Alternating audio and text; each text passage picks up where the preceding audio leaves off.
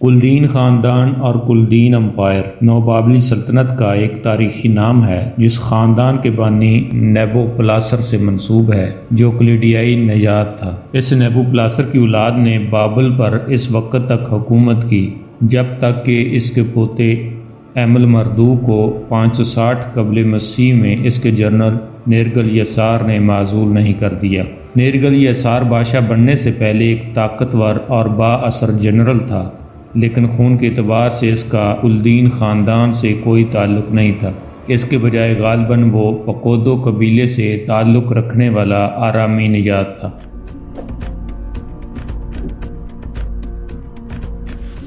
کلدانیوں کی کہانی قدیم میسوپوٹیمیا کے زرخیز حلال نما خطے سے شروع ہوتی ہے، جہاں انہوں نے خود کو ایک قابل ذکر تہذیب کے طور پر پروان چڑھایا۔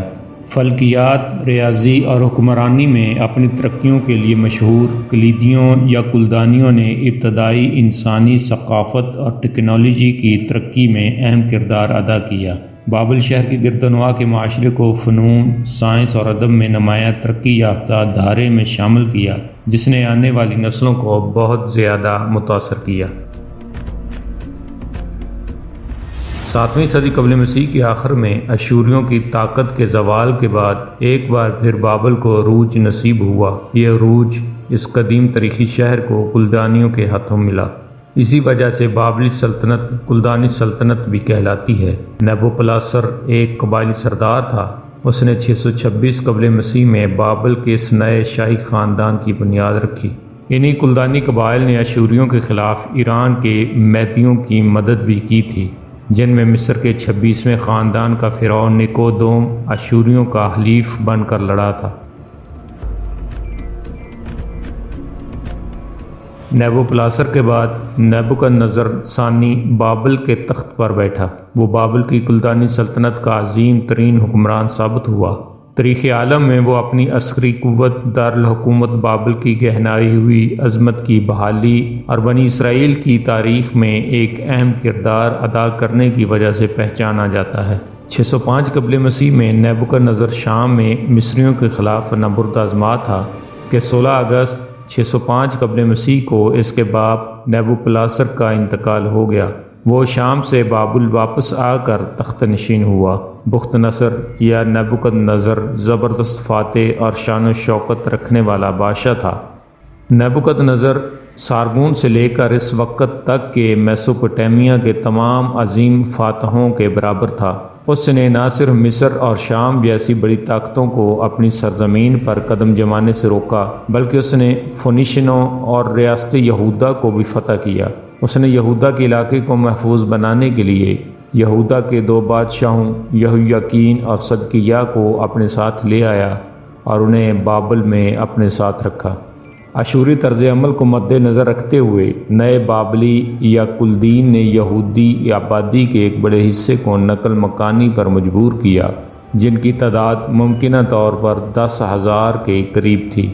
یہ جلاوطن یہودی زیادہ تر اعلیٰ طبقے کے لوگ اور کاریگر تھے۔ یہ جلاوطنی یہودی تاریخ میں جلاوطنیوں کا آغاز تھی۔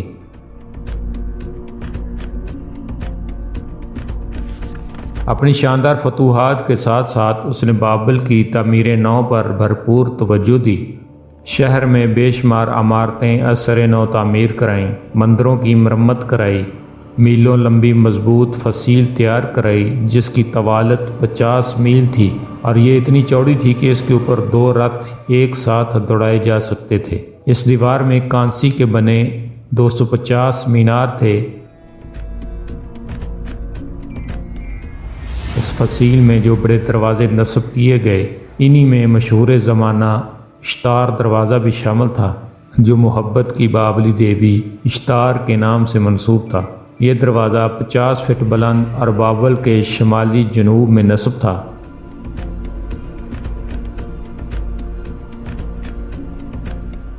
بال دیوتا کے مینار اور بابل کے معلق باغات کی تعمیر بھی نیبوکدنضر کے عہد میں ہوئی۔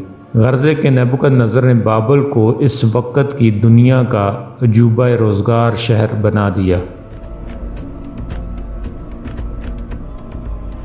میسوپوٹیمیا کے ایک اور قدیم شہر ار میں چاند دیوتا کے مندر یعنی زیگورت کی مرمت اور بحالی بھی نیبوکد نظر کا کارنامہ ہے۔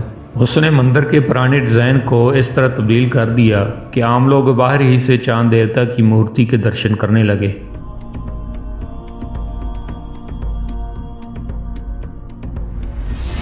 بائبل میں لکھا ہے کہ نیبوکد نظر کے حکم پر بابل میں بھی خالص سونے سے ڈھالا گیا ایک 60 ہاتھ اونچا بت نصب کرایا گیا، اور سب لوگوں کو حکم دیا گیا تھا کہ جب ناقوس، جھانج، بنسری اور تنبورہ وغیرہ بجنے لگیں تو سب لوگ سجدے میں گر جائیں اور سونے کے اس بت کی پوجا کریں۔ یہی کلدانی بادشاہ نیبوکد نظر دوم بھی کہلاتا ہے، کیونکہ اس نام کا ایک اور بادشاہ 11ویں صدی قبل از مسیح میں بھی گزرا تھا۔ نیبوکد نظر کے بعد بابل کے تخت پر اس کے 4 جانشین متمکن ہوئے، جن میں ایک نیبونیدس تھا۔